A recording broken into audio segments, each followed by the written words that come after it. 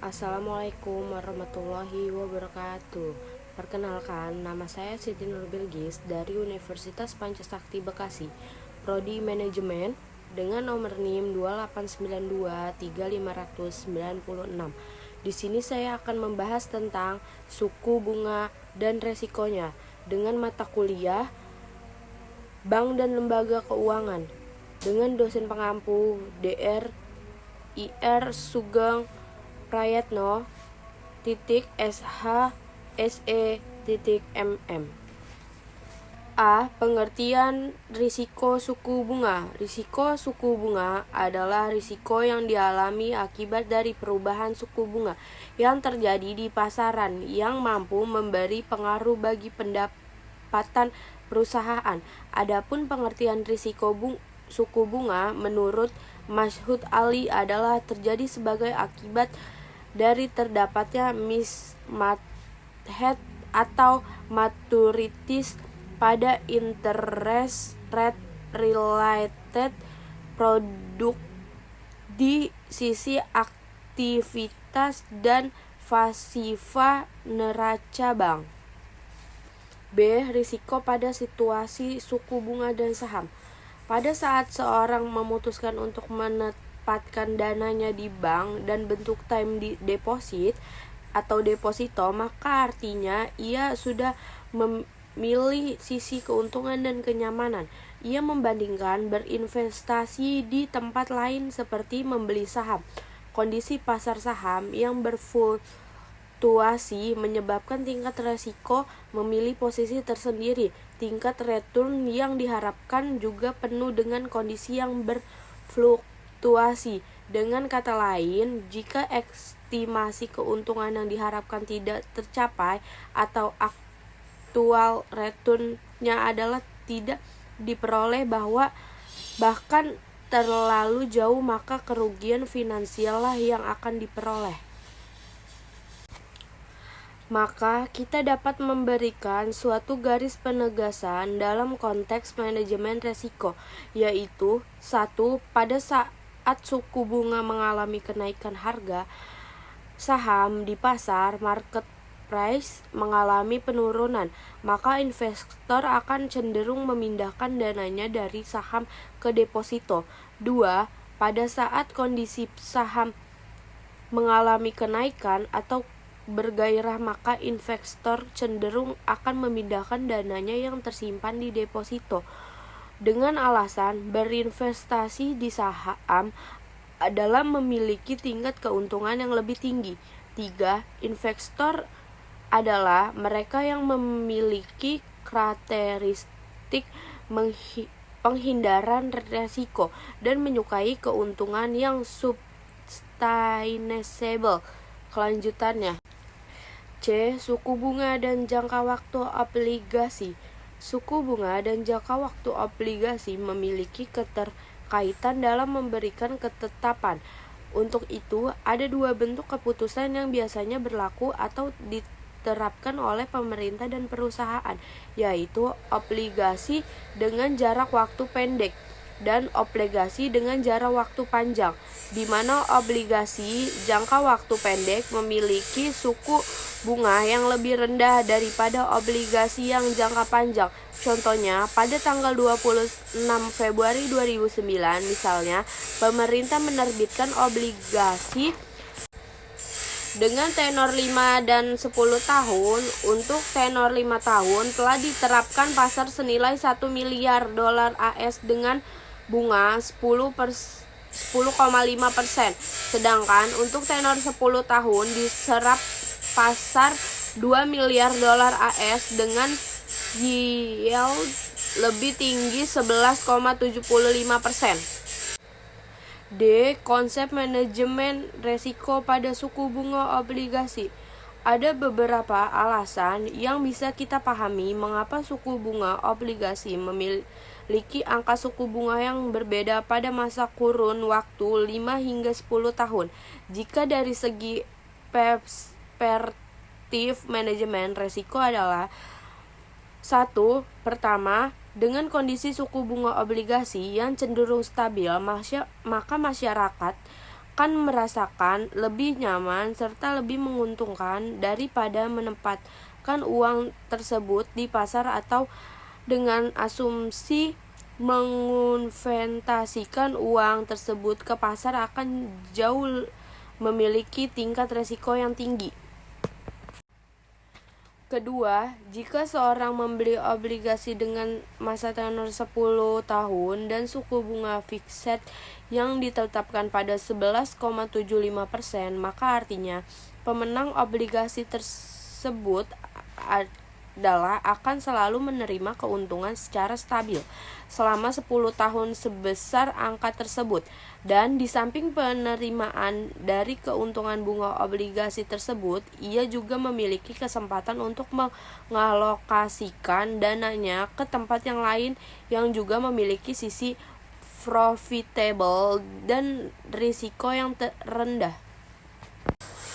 Ketiga, penjual obligasi dengan masa waktu 5 hingga 10 tahun dan jarak suku bunga yang juga tidak begitu tinggi ini akan memberi kenyamanan dari segi mengelola dana hasil penjual obligasi sesuai dengan master plan yang dikonsepkan sejak awal tanpa harus terburu-buru dan bekerja secara under pressure. Keempat, pemegang serta pembeli obligasi umum adalah mereka yang memiliki kelebihan dana dan menginginkan dana tersebut diamankan ke tempat yang memiliki risiko yang seminimal mungkin, yaitu salah satunya adalah membeli obligasi, khususnya obligasi yang dijual oleh pemerintah. Risiko. Obligasi adalah suatu surat berharga yang dijual kepada publik, di mana di sana dicantumkan beberapa ketentuan yang menjelaskan berbagai hal serta nilai nominal, tingkat suku bunga, jarak waktu, nama penerbit, yang beberapa ketentuan lainnya yang terjelaskan dalam undang-undang yang disahkan oleh lembaga terkait. Obligasi yang memiliki tingkat suku bunga tetap dan obligasi yang memiliki tingkat suku bunga berubah berdasarkan keadaan pasar mampu memberi pengaruh khusus pada keputusan yang dibuat oleh seorang investor. Adapun tindakan investor pada kondisi seperti ini adalah pada saat seorang investor memegang obligasi dengan suku bunga tetap dan pasar saham mengalami kenaikan atau tingkat kegairahan pasar saham mengalami peningkatan, maka investor cenderung akan mengalihkan sejumlah dananya dari obligasi ke saham. Contoh, suku bunga obligasi adalah 10,5% dengan masa tenor 5 tahun dan bersifat fixed. Sedangkan pasar saham seorang mengalami kegairahan dan diperkirakan akan terus mengalami pertumbuhan yang konstan dalam masa 3-5 tahun ini. Kondisi ini menyebabkan investor yang portable dan cenderung untuk memilih membawa dana yang diberi untuk meletakkan di pasar saham. Pada saat obligasi mengikuti kondisi harga pasar naik dan suku bunga yang berlaku di pasaran mampu memberi bahwa peroleh keuntungan yang didapat. Ini sebagai dikatakan oleh Edustus Tandeliling bahwa jika suku bunga yang berlaku meningkatkan, maka harga obligasi juga akan turun dan sebaliknya.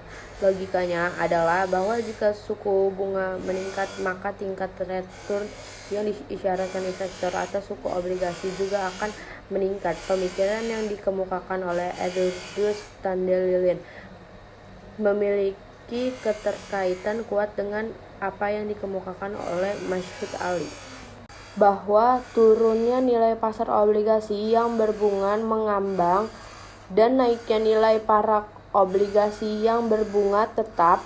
Hal ini berlaku jika terjadi penurunan tren tingkat suku bunga dan bank. Dampak perubahan suku bunga bagi perusahaan. Menurut Mahmud M. Hanafi, perubahan tingkat bunga bisa menyebabkan perusahaan menghadapi dua tipe risiko, yaitu 1. Risiko perubahan pendapatan bersih hasil investasi kurang biaya berubah, yaitu berkurang dari yang diharapkan. 2. Risiko perubahan nilai pasar berubah karena perubahan tingkat bunga, yaitu perubahan karena lebih kecil atau turun nilainya. Risiko pada perubahan suku bunga dan permintaan uang. Secara sederhana, kita bisa menyimpulkan bahwa permintaan uang sangat dipengaruhi oleh faktor kondisi berlakunya suku bunga di pasaran dan begitu pula sebaliknya. Risiko carry trade.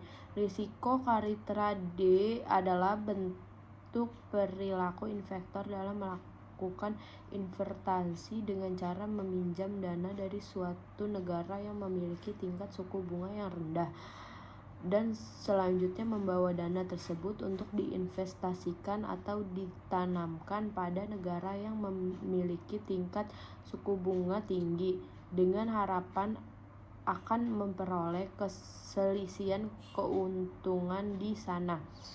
Persoalannya adalah jika suku bunga kembali posisi normal atau rendah, maka dana yang berasal dari carry trade akan ditarik kembali untuk dibawa ke tempat asalnya. Dan jika penarikan dana tersebut terjadi dalam jumlah yang sangat besar, maka memungkinkan ini bisa memberi pengaruh pada ekonomi negara tersebut. Kasus carry trade ini hampir memiliki kesamaan dengan hot money, arus dana asing jarak pendek. Sebuah contoh sederhana pada kasus ini adalah jika misalnya kondisi ekonomi Amerika Serikat berada dalam keadaan yang dianggap kurang menguntungkan bagi para pembisnis, sehingga para pembisnis mencari negara lain yang dianggap representatif serta memiliki kondisi investasi yang bersifat profitable artinya kondisi investasi yang memberikan prospek keuntungan atau profit yang terus semakin meningkat dari waktu ke waktu. Dengan kepemilikan dana dan menganggur tersebutlah menyebabkan mereka mengincar negara-negara yang dianggap memiliki kondisi profitable tersebut, misalnya negara Indonesia. Perpindahan atau masuknya dana asing ke Indonesia telah terjadi dalam berbagai bentuk, termasuk dana bentuk SBI, sertifikat Bank Indonesia, obligasi, dan lainnya. Ini sebagaimana diinformasikan surat kabar Kompas tanggal 15 Agustus 2011 bahwa data Bank Indonesia per 10 Agustus 2011, jumlah dana asing di sertifikat Bank Indonesia sebesar 60,1 triliun, adapun jumlah dana asing pada surat berharga negara 243,2 triliun. Jika kita boleh menganalisis mengapa pihak asing membeli obligasi, itu tidak lain karena mereka merasa aman, nyaman, dan lebih yakin dengan memperoleh keuntungan dari hasil memegang obligasi. Yang menjadi pertanyaan bagi kita, apa yang menyebabkan pihak pembisnis dan investor yang memiliki ideal money tertarik untuk berinvestasi di Indonesia? Tentunya mereka sangat memperhatikan syarat-syarat tersebut. Secara umum, pada beberapa syarat yang dapat dijadikan rujukan bagi keputusan tersebut, syarat berupa laba korporasi yang tumbuh pesat, pertumbuhan ekonomi yang terus tinggi, nilai tukar rupiah yang stabil, dan suku bunga investasi pada keuntungan yang cukup terpenuhi di Indonesia.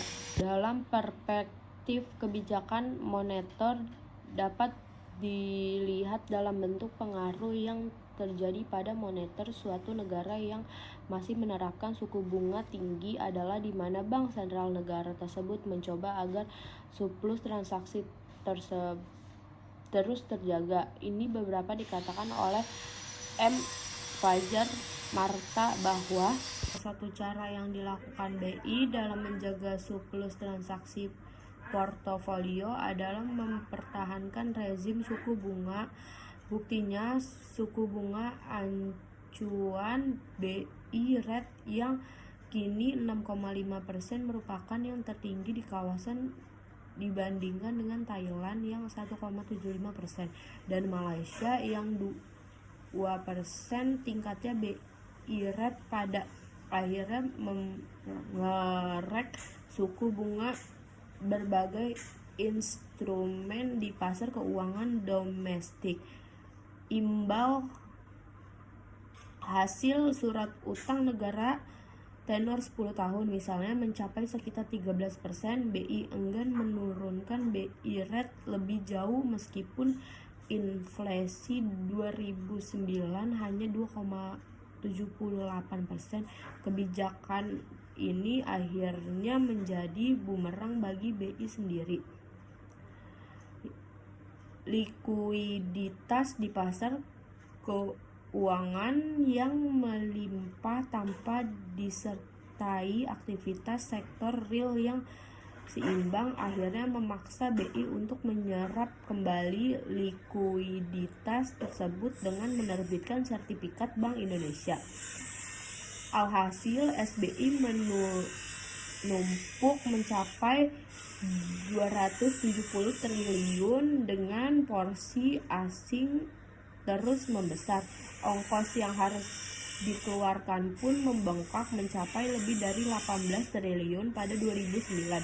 Tak hanya biaya moneter yang membengkak, lebih parah lagi, strategi BI itu sebenarnya kontraproduktif bagi perkembangan sektor real yang seharusnya menjadi basis pertumbuhan ekonomi berkualitas. Investasi yang harus dikedepankan untuk saat ini di Indonesia adalah sektor real. Sektor real masih dianggap memiliki peran penting dalam mendorong tumbuh dan berkembangnya sektor bisnis lain, di mana salah satu hambatan perkembangan bisnis Indonesia adalah tidak tersedianya sarana dan prasarana yang memadai seperti jalan, jembatan, dermaga, atau pelabuhan, terminal angkutan listrik, telepon, rumah sakit, sekolah, dan lainnya yang sampai saat ini belum begitu merata. Ketidakmerataan itu terlihat yaitu pada kawasan timur Indonesia seperti Provinsi Papua, di mana di Papua masih banyak masyarakat yang belum menikmati sukses pembangunan, padahal di sana banyak potensi yang bisa digarap dan digayagunakan seperti pembukaan bisnis perkebunan, pertanian, kelautan, dan sebagainya. Sehingga apa yang dikemukakan oleh M. Fajar Marta dengan berbagai alasan pemikirannya tidak akan terjadi. Memang sebaiknya yang utama yang harus dilakukan oleh pemerintah adalah mendukung real investment secara maksimal daripada memberi dukungan pada financial investment, karena real investment mampu membuka lapangan pekerjaan serta menekan angka pengangguran, juga menaikkan income per kapita masyarakat yang terlibat di sana. Pada kasus di mana masuknya dana asing ke sektor finansial, investment bisa terjadi disebabkan aturan, ketentuan, dan berbagai fasilitas yang bisa mendorong meningkatnya investasi di sektor real investment tidak terjadi. Padahal selama ini harus diakui keyakinan para investor asing untuk menanamkan modalnya ke Indonesia semakin meningkat ini, terutama disebabkan oleh membaiknya peningkat utang Indonesia ke posisi 1 level di bawah investment grade, atau kita telah berada di posisi B+, apalagi jika suatu saat posisi utang kita berada di posisi investment grade, ini akan memberi nilai optimisme yang lebih tinggi lagi. Kenapa Indonesia di mata dunia? Salah satu yang selalu harus dijaga dan dipertahankan oleh pemerintah Indonesia adalah menghindari diri dari masuknya kondisi ke situasi krisis moneter seperti pernah dialami pada tahun 1997 dan 1998 yang lalu. Di antaranya, pemerintah perlu memiliki cadangan yang mencukupi dengan tujuan dapat dipakai untuk mempertahankan posisi ekonomi tetap. Reserve termasuk dapat bersumber dari dana yang dialokasikan khusus untuk itu seperti dari hasil penjualan obligasi dan sebagainya. Dengan yang dikemukakan oleh pemerintah, yaitu melalui Menteri Keuangan Agus Mattowardojo. Anggaran itu ada, kita bekerja sama dengan BI, kita sepakat ada Bank Stabilization Framework, bisa menggunakan dana cadangan devisa sebagai alat moneter dan menggunakan SAL, kata Agus. Ini masuknya dana asing yang bersumber dari para investor Amerika ke Indonesia terjadi disebabkan oleh beberapa faktor, antara lain: 1. Kondisi moneter Amerika Serikat saat ini berada dalam situasi yang tidak menentu, seperti yang diprediksi sejumlah pengamat ekonomi. Kondisi Amerika Serikat tidak akan segera membaik kendati Bank Sentral AS Federal Reserve sudah mengeluarkan kebijakan suku bunga rendah setidaknya selama 2 tahun mendatang. 2. Kemungkinan pemerintah Amerika Serikat akan menerapkan quantitative easing yang selanjutnya. Quantitative easing adalah kelonggaran moneter sebagai kebijakan moneter bank sentral untuk meningkatkan pertumbuhan ekonomi dengan cara membeli aset finansial perbankan, di mana kemungkinan akan diterapkan quantitative easing yang ketiga karena yang kedua sudah berakhir pada Juni 2011. 3. Kondisi moneter dan ekonomi di Indonesia menurut para investor berada dalam kondisi yang sangat baik dan stabil serta diperkirakan cenderung akan terus bertumbuh. Sebuah kepercayaan yang telah kita miliki sebaiknya kita pertahankan, dan salah satu kewajiban bagi pemerintah adalah menyeimbangkan kepercayaan para investor dan publik. Publik atau masyarakat adalah mereka yang merasakan berbagai kebijakan secara langsung, baik dalam bentuk jangka pendek maupun secara jangka panjang. Sebuah kebijakan yang dilakukan pada saat ini akan bisa mempengaruhi kebijakan pembangunan ekonomi di mana akan datang. Bahkan sebaliknya, pada terciptanya kemunduran ekonomi. Karena itu, kebijakan dan konsep ekonomi yang dibangun harus berlandaskan pada cita-cita luhur bangsa Indonesia atau sesuai dengan amanat perjuangan yang tergariskan dalam Undang-Undang Dasar 1945 dan Pancasila. 1. Faktor yang menyebabkan perubahan pada suku bunga domestik. Ada 3 faktor yang mampu memberi pengaruh pada suku bunga domestik suatu negara, yaitu 1. Kondisi ekonomi global, 2. Stabilitas ekonomi dalam negeri, dan 3. Stabilitas sosial dan politik dalam dan luar negeri. Terus dan tidak mendapatkan penanganan yang serius, terutama dari lembaga yang berwenang, khususnya Bank sentral yaitu Bank Indonesia, maka diperkirakan secara jangka panjang akan memberi efek pada stabilitas suku bunga. Kondisi stabilitas suku bunga yang bersifat tidak stabil yaitu berubah dari yang diharapkan oleh banyak pihak, khususnya para pelaku ekonomi seperti pembisnis, bank kelas atas, menengah, dan bawah, akan berujung kepada penurunan pendapatan yang akan diperoleh. Namun sebaliknya, jika suku bunga cenderung stabil dan berada pada kondisi yang diharapkan, maka artinya risiko yang akan diterima adalah lebih kecil dari yang diperkirakan.